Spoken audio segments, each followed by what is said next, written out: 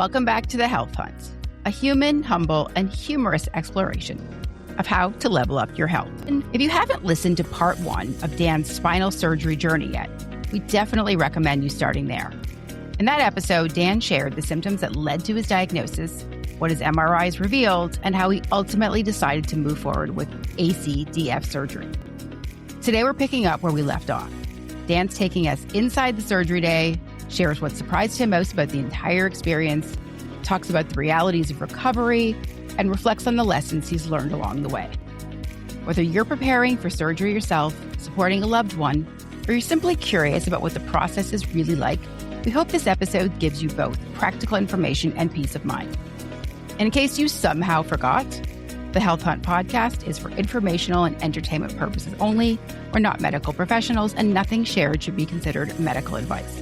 Always consult your healthcare provider before making changes to your health. Now let's jump back into Dan's story. All right. It's like we never left. God, I feel like I was just talking about this. Yeah, so it's crazy. So let me rewind a little bit. I talked about the surgery, what ACDF was, and this next part is not specific to the surgery, ACDF surgery. It's generally, anyone who's had surgery, which obviously I'm newbie. I've never had surgery like this before, does these things. But I'm going to give you my experience with it is the pre-op medical clearance. And I decided to commit to surgery really quickly, as Sandy mentioned in my last episode, quite, really fast from when I decided to do it. So I think it was a week and a half or 2 weeks. So I had to run around and get all this clearance. And, it just was a lot. You're in South Florida, everyone's booked. You're trying to go to these diagnostic centers and Quest, and everything's kind of a hot mess, chaotic. And so I'm running around trying to get these appointments and driving, 20, 30, 50 miles here and back. And just, I had to get it all done. And so blood work, got to get your blood work to make sure that, you have the proper labs. I don't remember the exact labs, but they obviously want to know a lot of different things before they're doing anesthesiology, and you get your labs make sense before the surgery. I have an abnormal EKG. It's normally abnormal. I think we've never really done a cardio episode, which I'll have to look into, but I have always had this abnormal EKG, but it's always been normal for me. So if a doctor ran my EKG and didn't know my history of EKGs, he'd be like, this is concerning, but it's not. It's your baseline. It's my baseline. So I'll talk about that actually now that I'm thinking about it in a future episode about cardio health. But so we did do the EKG. I had to do an echocardiogram because I might have mentioned I have a aortic aneurysm. Not concerning. It's not nearly close to being something severe. It's genetic.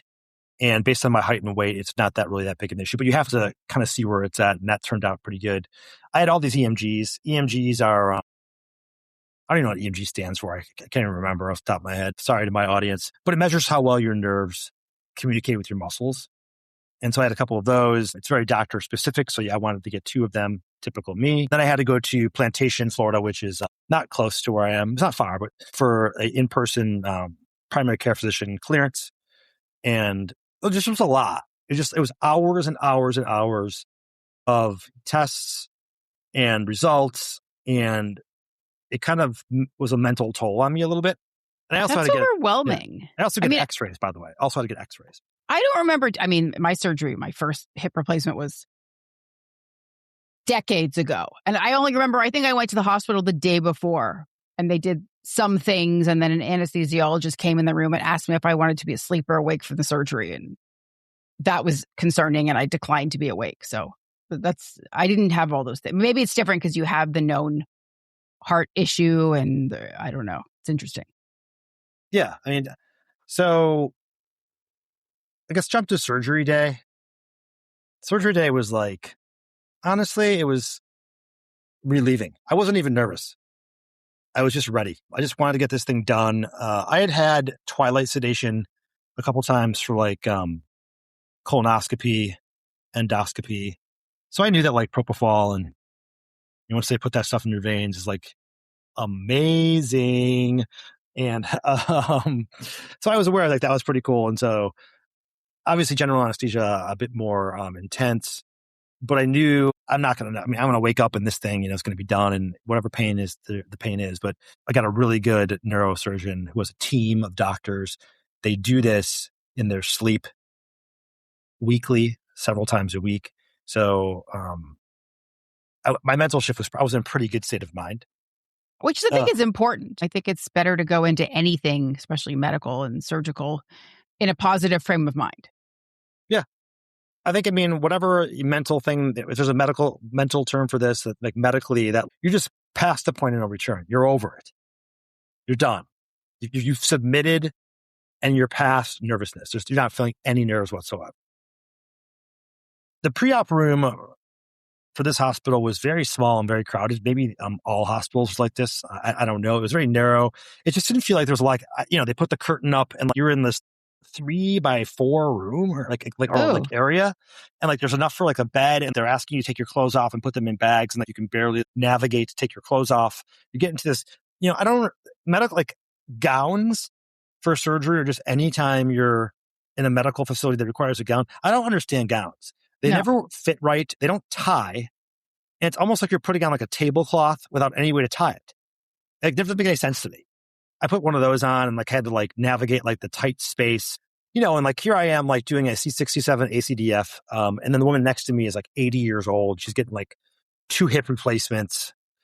And, she was in a lot of pain. And so you still all lined up along this whole pre-op was people with different stories and having different surgeries at different ages that are of different severities. And you kind of think, if you've never had surgery before, I'm coming in and my surgery is definitely serious, but it's not unusual. It's these neurosurgeons can do these things quick. Quickly, I'd say 2 hours or less.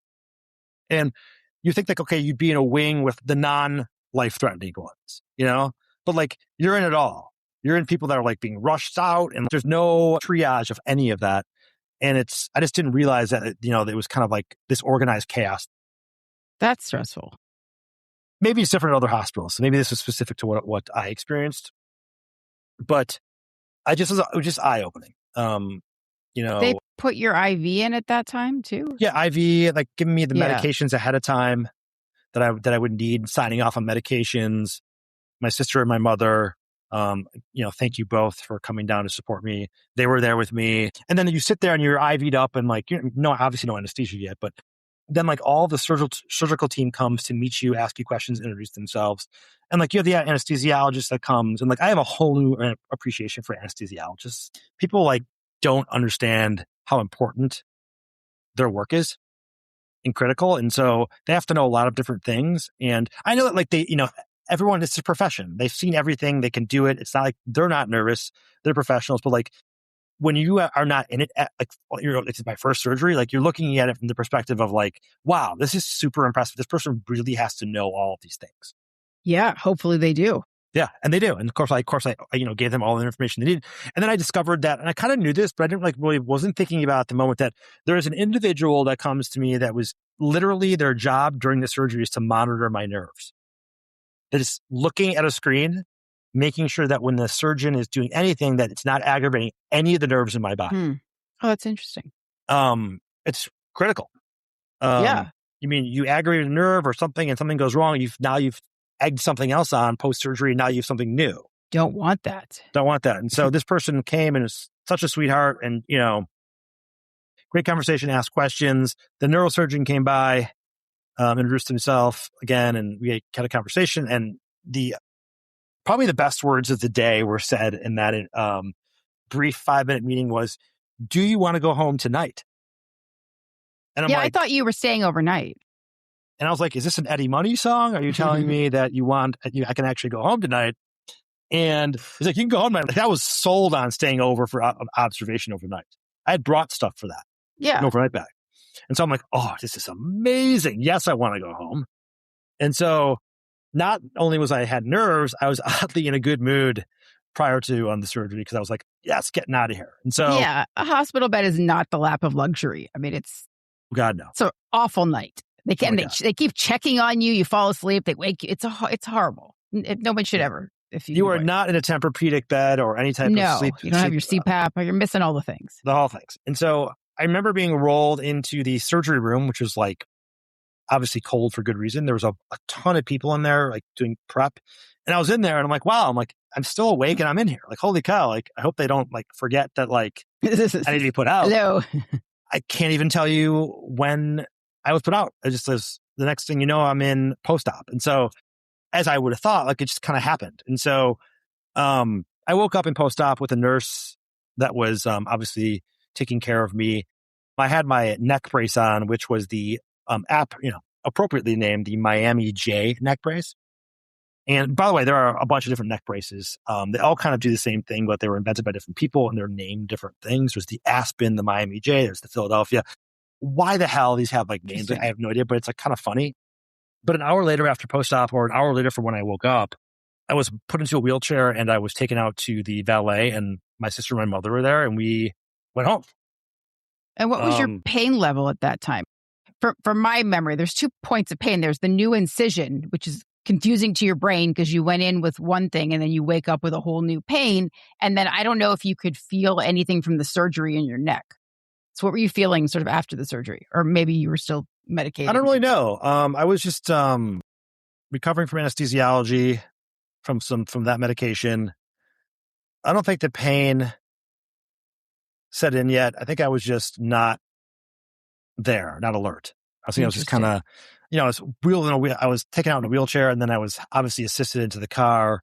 I had a neck brace on. I had a huge, at the time, it was a rather large incision in the front of my neck that I wasn't even aware what it looked like because it was all bandaged up. Yeah. Outside of like just being a great surgeon, the reason also I chose was because it was 10 minutes away from home. Yeah, that's nice. And so that actually really mattered. And then I got home, and I probably didn't mention this in the recovery, but one of the things I also did while I was doing kind of all this pre-medical clearance and stuff is I got a 5-motor recliner. Oh. I'm sure people know this world. And okay, I get it. But wasn't really aware. Like the recliners that I know about is ones where you sit down and like there's like a lever you pull. Yeah. And, like both things, like the headrest, lazy boy. Yeah. Shoot up. You're there. Like you're in like this laying position with like the manual lever, right? It gives you a little bit of whiplash, but eventually you learn to brace yourself and then you're okay.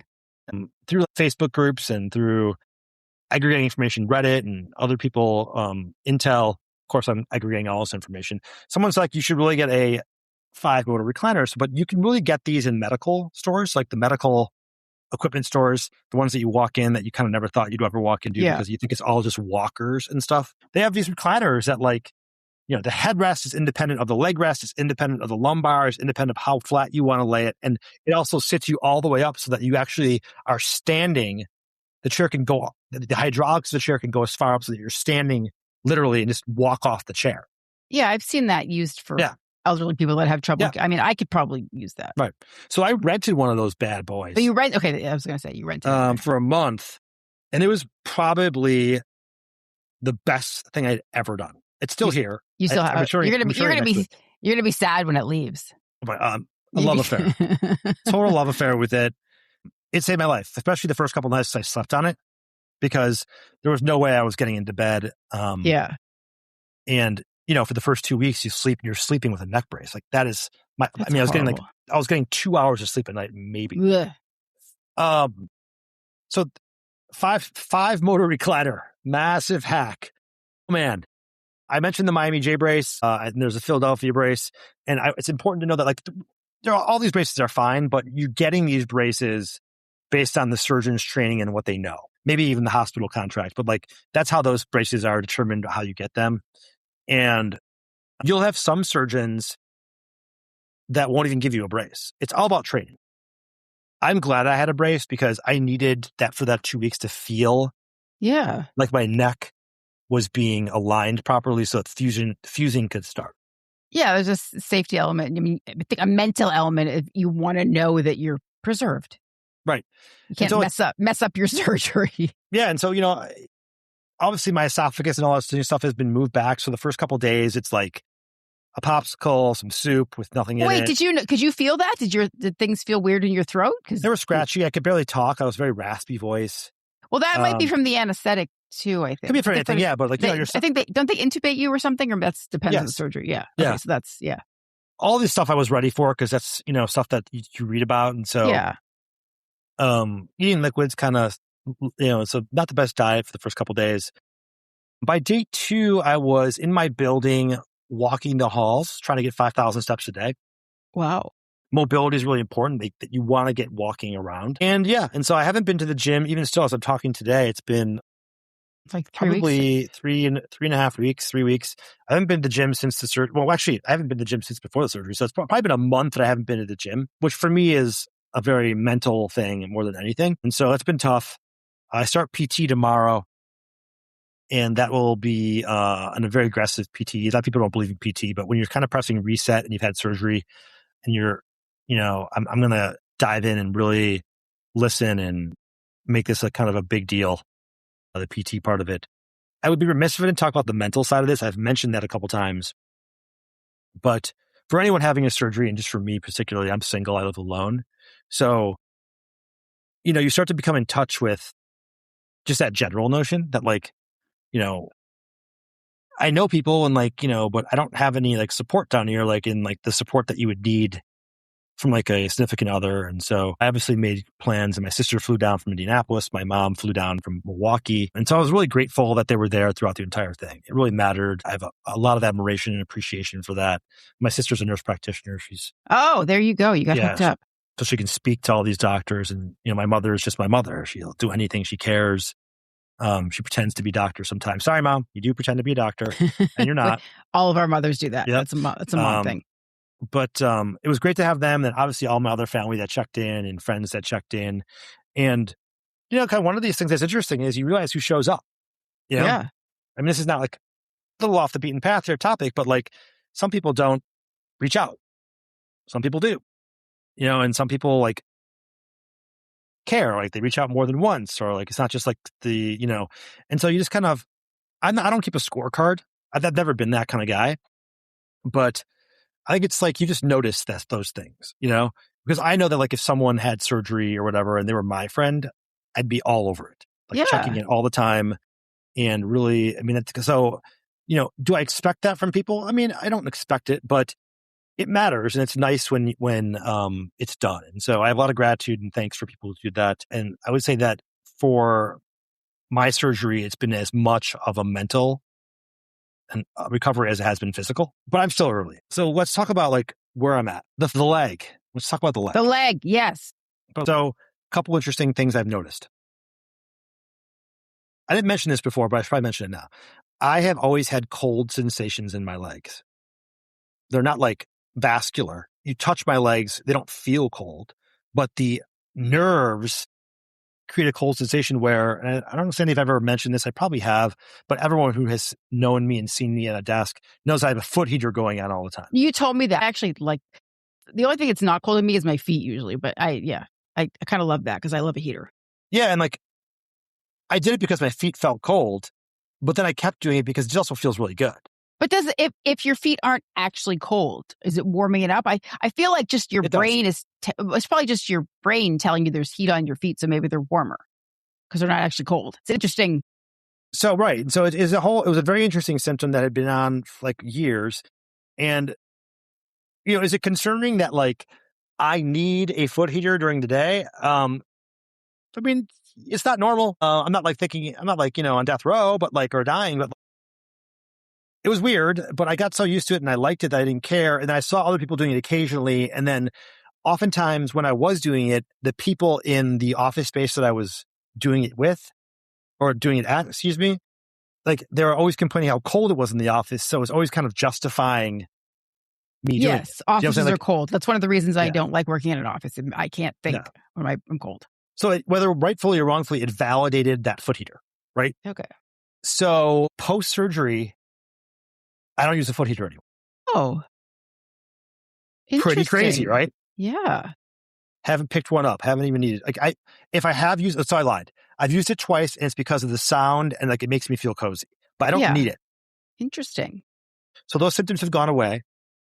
So that's pretty cool. Second, the foot kick, my right foot kick out is far less pronounced.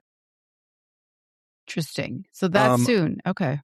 So I was walking 3 to 5 minutes. Now I can walk 5 to 10 minutes or more at a time.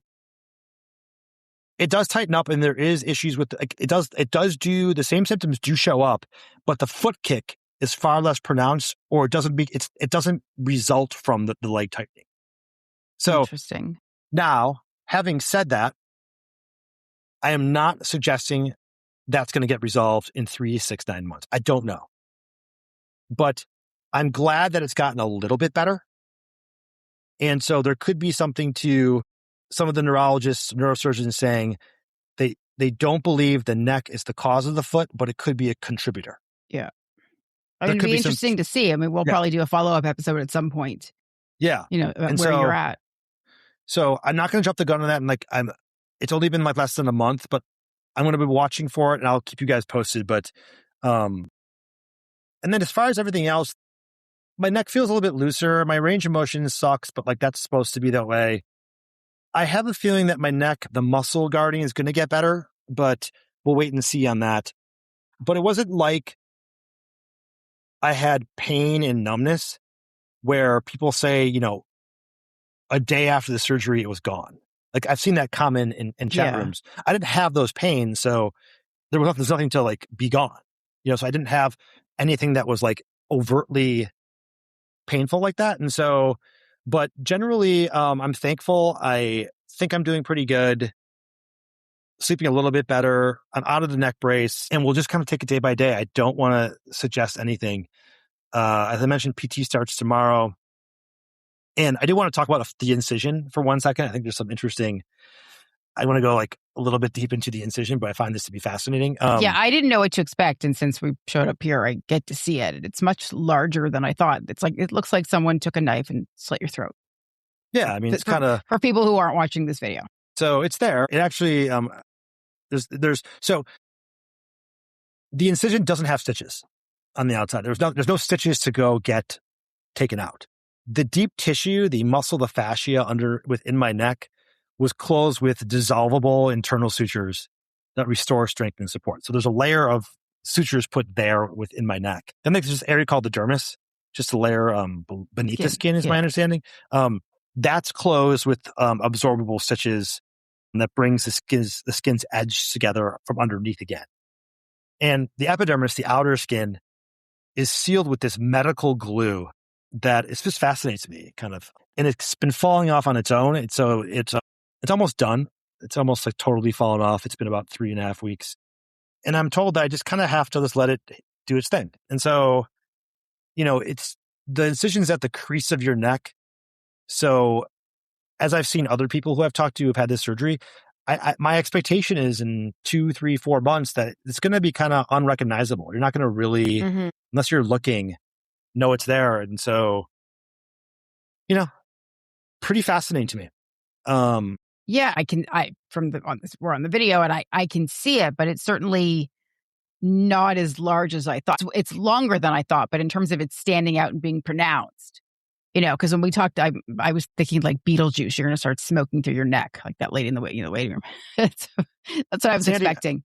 Sandy, how many times Beetlejuice? Because if you say it 3, you know what happens. I know, but I think it's got to be consecutive. So okay, a previous podcast 6 months ago doesn't count. I should be fine. Because I'm getting nervous. You say it 3, I'm getting nervous. So. I know. I'll stop now. No more talk of the B word. So that's my journey. That is where we're at. That's just why there's kind of been a delay.